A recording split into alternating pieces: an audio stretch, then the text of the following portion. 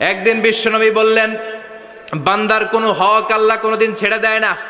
আল্লাহর হক আল্লাহ মাফ করে, বান্দার হকের মাফ নাই। যদিও আমি নবী, আমার উপর যদি কোনো হক থাকে বলো, আমি দিয়ে দেব। কোন সাহাবী দাঁড়ায় না। এক সাহাবী দাঁড়িয়ে বললেন, নবী, যুদ্ধের ময়দানে চাবুক চালানোর সময়, লাঠি চালানোর সময় এক কাফেরকে মারতে যে আপনার লাঠির বাড়ি আমার পিঠের মধ্যে পড়েছে। আপনি যেহেতু এই কেসাসটা আদায় করতে চান, আপনার পিঠে আমি লাঠির বাড়ি মেরে এটারে শোধবোধ করে দিতে চাই। সাইয়েদনা ওমরে ফারুক হাতের জামা এরকম পড়তে শুরু করছে, আয় এদিকে আয়, তোরে শোধবোধ করাই। বিশ্বনবী বললেন, ওমর রাখো, এটা বান্দার হক, মিটাতে দাও। বিশ্বনবী বললেন, আসো, তুমি এসে আমার পিঠে লাঠি দিয়ে চাবুক দিয়ে বাড়ি মারো।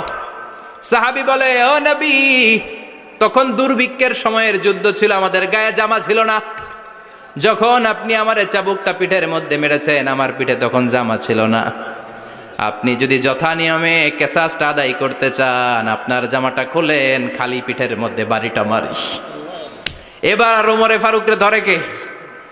এদিকে আয়, তোরে দেখাইতেছি। বিশ্বনবী বললেন, ওমর থামো, মারতে দাও। বিশ্বনবী উনার জুব্বাটা উপরের দিকে উঠালেন, পিঠের মধ্যে বাড়ি দেওয়ার জন্য ওই সাহাবীকে ডাকলেন। ওই সাহাবী বিশ্বনবীকে পিছন দিক থেকে জড়িয়ে ধরে ওই মোহরে নবুয়তের মধ্যে চুমু দিয়ে ফেলেছে।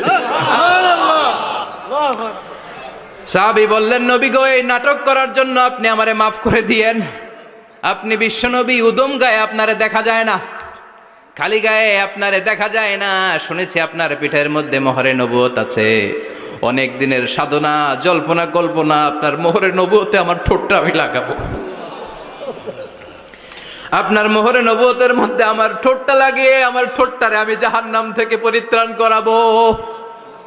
এজন্য প্ল্যান প্রোগ্রাম করে এতক্ষণ আপনার জামাটা খুলতে বলেছি। আপনার উপরে আমার কোনো হক নাই। আমার আব্বা মা, আমার সম্পদ, আমার জীবন আপনার জন্য কোরবান গো নবী।